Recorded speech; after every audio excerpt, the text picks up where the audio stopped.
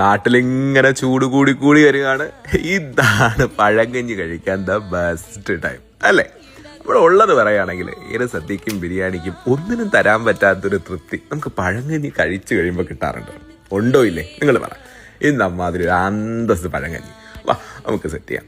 തലേന്നേ നമ്മുടെ ചോറ് വെള്ളത്തിലൊക്കെ ഒഴിച്ച് ചട്ടിയിലെല്ലാം സെറ്റാക്കി വെച്ചിട്ടുണ്ട്.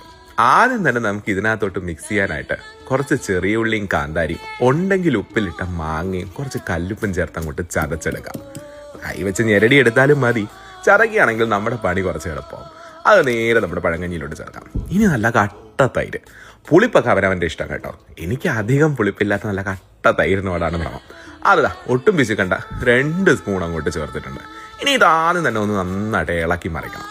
തവി വെച്ച് ചെയ്യുമ്പോഴത്തേക്ക് എന്തോ പഴങ്കഞ്ഞിയോട്ടൊരു നീതി പുലർത്താത്ത ഫീല്. അതുകൊണ്ട് കൈ വെച്ച് തന്നെ അങ്ങോട്ട് കുഴച്ചിട്ടുണ്ട്.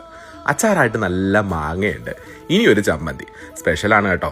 ചുട്ട വറ്റൽമുളകും പച്ചമാങ്ങയും ഓഫ്കോഴ്സ് ഉണക്ക ചെമ്മീനും ചേർത്തുള്ള അസല് ചമ്മന്തി ഉരുട്ടി അതും ഒരു ഉരുണ്ട വെച്ചിട്ടുണ്ട്. ഇനി പുഴുക്ക്, നല്ല കപ്പപ്പുഴുക്ക്. പഴങ്കഞ്ഞിക്ക് കൂട്ടാവാൻ വേണ്ടിയിട്ട് കുറച്ച് വെള്ളം ചേർത്ത് അല്ല അയച്ചെടുത്തിട്ടുണ്ട്. ഒട്ടും പിശുക്കട്ട ഒത്ത നടുക്കങ്ങോട്ട് വിളമ്പി അതിൻ്റെ മേലിൽ ഒരു തൊപ്പി പോലെ നല്ല വറുത്തരച്ച അയലേൻ്റെ കറി.